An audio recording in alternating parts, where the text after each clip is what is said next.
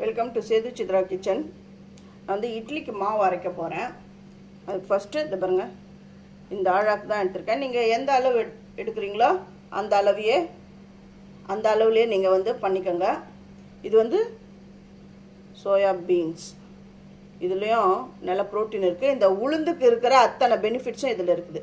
இப்போது இது வந்து ஒரு சின்ன கப்பு எடுத்திருக்கேன், சின்ன கிண்ணம் எடுத்திருக்கேன். இதில் வந்து இது பாருங்க, வெந்தயம் 1 ஸ்பூன் 2 ஸ்பூன், இது வந்து ஸ்பூன் அளவு தான். இது 2 ஸ்பூன் எடுத்திருக்கேன். இது நைட்டே ஊற விட்டுடணும். இது ரெண்டுத்தையும் நான் இப்போ ஊற விட்டுடுறேன், வாஷ் பண்ணி ஊற விட்டுடுறேன். ஒரு நைட்டு இது ரெண்டுமே ஊறணும். ரேஷன் புழுங்கல் அரிசி தான் எடுத்திருக்கேன். 1 2 3 4 5 6 ஆழாக்கு வந்து புழுங்கல் அரிசி எடுத்துருக்கேன். ஆழாக்குன்றது இந்த அளவு தான், இந்த அளவு எல்லாம் தான் நான் சோயாபீன்ஸை நான் அளந்தேன். இதில் தான் 6 ஆழாக்கு நான் இதில் போட்டிருக்கேன். ரேஷன் புழுங்கல் அரிசி தான் 6 ஆழாக்கு எடுத்திருக்கேன்.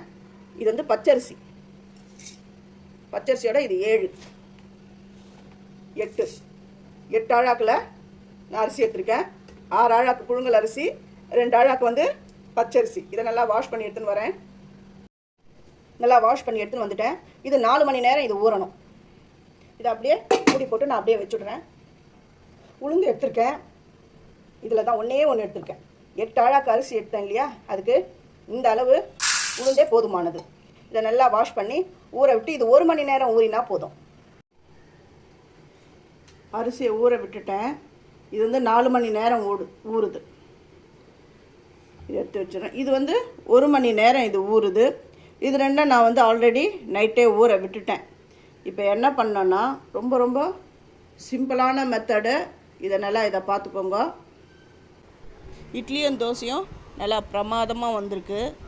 இந்த ரெசிபியோடைய ஃபுல் டீட்டெயில் வேணுன்றவங்க என்னுடைய சேது சித்ரா கிச்சனில் போய்ட்டு பாருங்கள். நான் ஃபுல்லாக டீட்டெயிலாக சொல்லியிருக்கேன். தேங்க்யூ.